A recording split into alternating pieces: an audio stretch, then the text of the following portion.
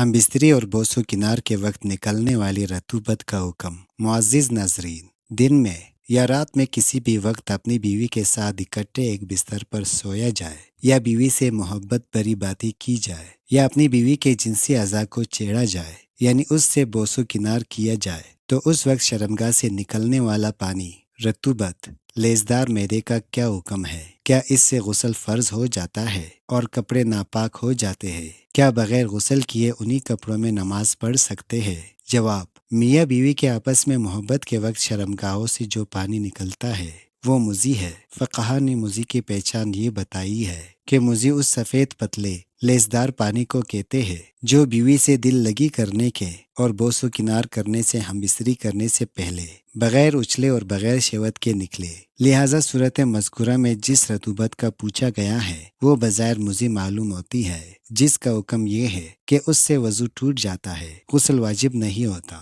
اور کپڑے کے جس حصے میں لگ جائے صرف اسی حصے کا دھونا ضروری ہوتا ہے۔ البتہ وہ رطوبت، وہ پانی جو اچھل کود کر نکلے، اس کے بعد شہوت ختم ہو کر طبیعت میں سستی آ جائے، وہ شرعاً منی ہے، اور اس کا حکم یہ ہے کہ اس سے غسل واجب ہو جاتا ہے۔